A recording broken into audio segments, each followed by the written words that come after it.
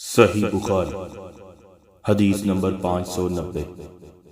عبد الواحد بن ایمن نے بیان کیا، کہا مجھ سے میرے باپ ایمن نے حدیث بیان کی کہ انہوں نے عائشہ رضی اللہ تعالی عنہ سے سنا، آپ رضی اللہ تعالی عنہ نے فرمایا کہ اللہ کی قسم، جس نے رسول اللہ صلی اللہ علیہ وسلم کو اپنے یہاں بلا لیا، آپ صلی اللہ علیہ وسلم نے عصر کے بعد کی 2 رکعات کو کبھی ترک نہیں فرمایا،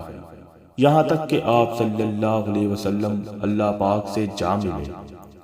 اور آپ صلی اللہ علیہ وسلم کو وفات سے پہلے نماز پڑھنے میں بڑی دشواری پیش آتی تھی،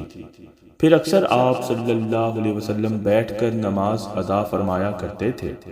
اگرچہ نبی کریم صلی اللہ علیہ وسلم انہیں پوری پابندی کے ساتھ پڑھتے تھے، لیکن اس خوف سے کہ کہیں صحابہ بھی پڑھنے لگیں اور اس طرح امت کو گرہ باری ہو، انہیں آپ صلی اللہ علیہ وسلم مسجد میں نہیں پڑھتے تھے۔ آپ صلی اللہ علیہ وسلم کو اپنی امت کا حلقہ رکھنا پسند تھا۔